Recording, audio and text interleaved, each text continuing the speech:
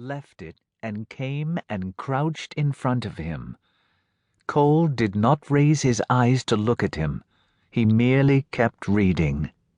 The procession disappeared and the wailing diminished, eventually vanishing altogether. But the boy did not leave Cole's side, and so he continued reading, not wanting to allow himself to be tempted into follies. He read on, straight through Matthew, and when he finished that, continued on to Mark, and from Mark he went to Luke, and Luke on to John, and then he was finished. He had no more scriptures to read, so he decided to pray. A long-winded and exhaustive prayer it was. He bowed his head low, very low, so as to shut out vision of the boy who might work enchantments on him to entice him away to destruction.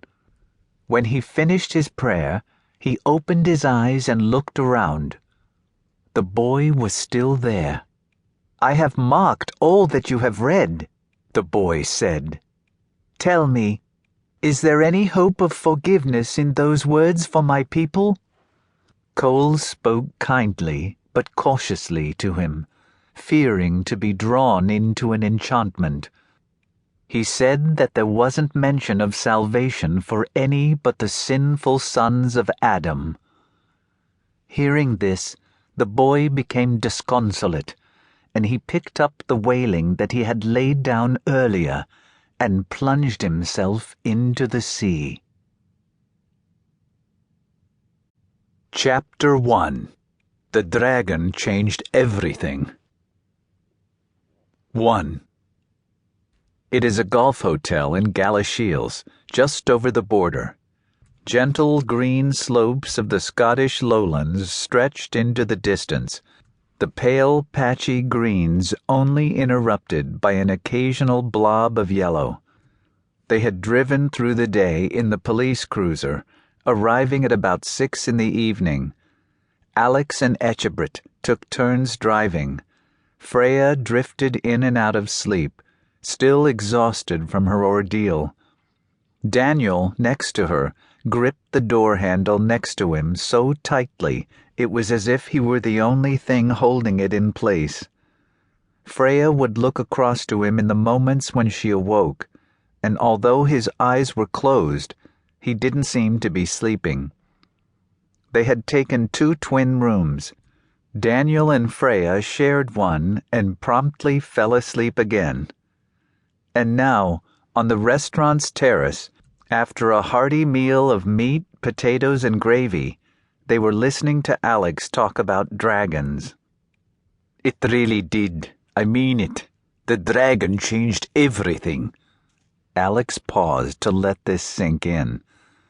"Before then, it was just simple creatures that we were dealing with. The low or single elementals, as they're called. Trolls, sprites, wisps, that sort of thing. Those sorts wander through our borders all the time, causing trouble, and often wander back out again without anybody taking notice. They're not what you'd call complex creatures, so they can drop through the gates quite easily. When the gates are open, that is. There's sort of a season for it. Anyway, we'd noticed an increase in activity lately, but it was very gradual and nothing we couldn't handle. Etchebrit and I were monitoring it, and we thought we had more time. But dragons are a different kettle of fish altogether. Talk about your complex elementals.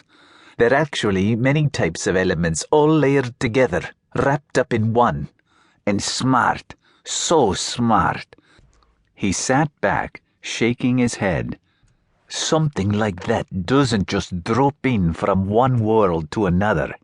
It was brought here, possibly pulled here, summoned maybe. Or it was raised here, which is even more upsetting. So this was a new development.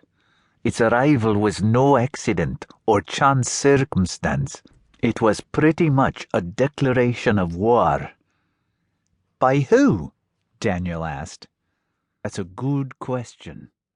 Alex